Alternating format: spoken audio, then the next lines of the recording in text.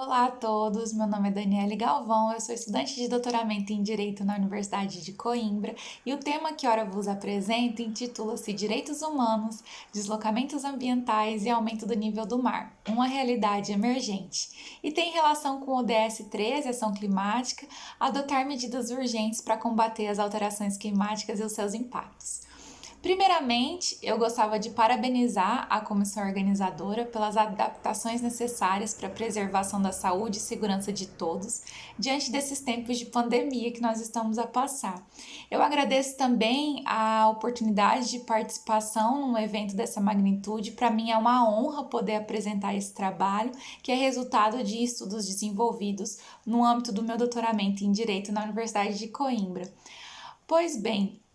o trabalho que ora lhes apresento, ele tem como proposta evidenciar a reflexão urgente e necessária relativa à proteção dos direitos humanos dos deslocados ambientais por meio da abordagem dos instrumentos jurídicos existentes no âmbito internacional, a partir de uma releitura possível do sistema jurídico internacional de proteção do ambiente e dos direitos humanos, de modo a fornecer soluções jurídicas possíveis para assegurar a proteção efetiva àquelas pessoas sujeitas a deslocamentos por aumento do nível do mar. Pensando nisso, o trabalho foi estruturado em 3 pontos principais. No primeiro, aborda-se a crise ecológica e os deslocamentos humanos por acentuação dos problemas ambientais. No segundo, desenha-se uma abordagem holística dos deslocados ambientais e do dever de proteção jurídica dos direitos humanos ambientais dessa categoria de pessoas. E no terceiro, apresenta-se o sistema terrestre como responsabilidade de proteger dos estados, buscando formular uma releitura dos instrumentos, dos compromissos internacionais, para com a tutela do ambiente e dos direitos da pessoa humana. O primeiro ponto, portanto, a pensar quando se está a falar de deslocados são as causas determinantes dos deslocamentos populacionais. É que deslocamentos sempre existiram, mas os sucessivos e significativos problemas ambientais têm sido a causa determinante de deslocamentos nos últimos tempos. E para evidenciar esse cenário de uma crise ecológica que é planetária, que é global, há alguns estudos científicos base que demonstram essa acentuação dos problemas ambientais e essa relação com os deslocamentos. Aqui merece destaque o quinto relatório do IPCC de 2014 por ter sido o primeiro documento em que se consolidou cientificamente a relação direta estabelecida entre as intervenções humanas na natureza e as alterações abruptas sobre o clima. Além de fazer essa consolidação, nesse relatório síntese, o IPCC simulou alguns cenários de emissão e em todos eles a temperatura da superfície terrestre está projetada para aumentar e com isso também o nível do mar está projetado para subir. E aqui eu pontuo essa questão da elevação do nível do mar, porque a subida do nível do mar é um dos vários motivos determinantes dessa migração forçada por razões ambientais e representa já um cenário factível de vir a ser sentido nas zonas costeiras em todo o globo. Os estudos apontam que até 2050, se o nível do mar subir uma média de 1 metro,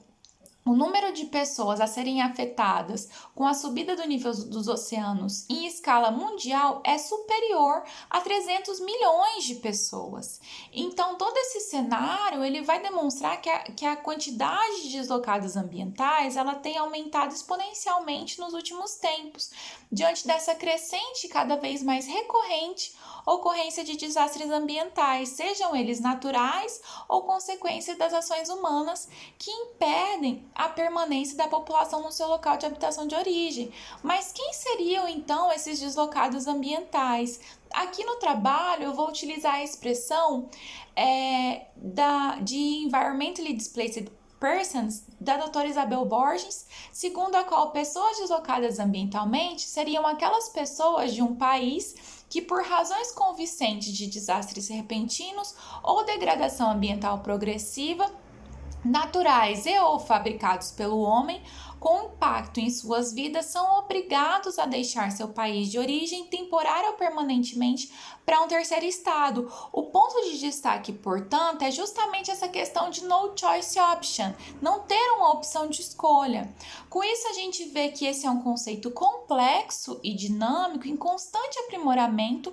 para abarcar a maior quantidade de fatores possíveis, porque não há como se pensar na questão dos deslocados ambientais numa perspectiva míope, assim como não há como se pensar se abordar a complexidade das mudanças climáticas numa perspectiva apartada dos inúmeros fatores que a circundam. E para além de se pensar na causalidade, isto é, no que impulsiona o deslocamento forçado desses grupos populacionais, ao revés, o foco deveria estar também nos direitos dos deslocados ambientalmente e, entre outras coisas, nas obrigações de proteção dos estados. E nesse ponto merece menção o Acordo de Paris, porque é o documento que retirou dos deslocados ambientais essa capa de invisibilidade, porque ele prevê no seu preâmbulo que a preocupação com as mudanças climáticas envolve também pensar no direito dos migrantes. Contudo, apesar dessa menção aos deslocados, ainda não há um documento específico que forneça proteção jurídica em âmbito internacional a essa categoria de pessoas. Então, um problema que se coloca quando se trata da proteção jurídica de deslocados ambientais é justamente essa lacuna ou esse legal protection gap, porque essa ausência de um instrumento jurídico específico pode vir a potencializar a vulnerabilidade dessas pessoas. Mas então, enquanto não há um documento, o que se faz? A proposta aqui deste trabalho é fornecer elementos para uma releitura do Sistema Internacional de Proteção dos Direitos Humanos e uma percepção holística que interrelacione as questões sociais e ambientais e também um olhar atento para os instrumentos internacionais de proteção do ambiente, porque de forma isolada, esses sistemas não fornecem proteção a essa categoria de pessoas. O que deve ser feito, portanto, é conferir um olhar atento para esses dois sistemas nessa abordagem holística, para que na ausência de um instrumento específico se valha do compromisso global para com o meio ambiente e para com respeito pelos direitos humanos. E a partir da releitura desses institutos, alguma proteção é passível de ser oferecida. Seria, portanto, a incidência conjugada desses dois sistemas, mesmo porque direito do ambiente e direitos humanos são ramos que devem caminhar juntos e numa perspectiva interrelacionada. É por isso que, pela complexidade e dinamicidade dessa questão, a doutora Alexandra Aragão vai dizer que a questão que permeia a problemática da proteção jurídica dos deslocados, ela seja justamente essa capacidade dos estados lidar com isso. E nessa conjuntura, ela fornece uma leitura dos contornos de uma responsabilidade dos estados de proteger o sistema terrestre, que deve se centrar sobretudo no momento de prevenção. Na era do antropoceno, atitudes defensivas apenas não são suficientes. Por isso, a responsabilidade de proteger o ambiente global, ela assume essa feição a ser imposta no paradigma clássico da responsabilidade de proteger dos estados, impondo-lhes obrigações não apenas perante a comunidade internacional, mas sobretudo para com seu próprio povo. E esse contorno da responsabilidade de proteger é que vai delimitar essa atuação de prevenção para evitar deslocamentos humanos a impor que se pense nas ferramentas à disposição do Estado que podem ser inseridas em suas políticas públicas para evitar a ocorrência de danos ambientais graves e que o deslocamento se torne de fato uma questão de no choice option. É preciso ter em mente que o deslocamento ambiental envolve, portanto, esse cenário complexo, pelo que não se afigura aceitável estar à mercê do desenvolvimento e da entrada em vigor de um sistema específico para conferir algum tipo de proteção jurídica a quem esteja na iminência ou já seja vítima das nefastas consequências a essa realidade atrelada. É por isso que um olhar mais humanizado para o problema e uma ressignificação dos compromissos internacionais para com os direitos humanos é uma medida, e o ambiente é uma medida que se impõe. Uma conjuntura dessa ordem possibilitaria não apenas que a situação de vulnerabilidade a que estão expostas essas categorias de pessoas fosse de fato tutelada, mas privilegiaria, sobretudo, uma resposta efetiva e duradoura para a salvaguarda dos direitos humanos e ambientais dessas pessoas. São essas as questões que eu tenho para vos apresentar. Muito obrigada!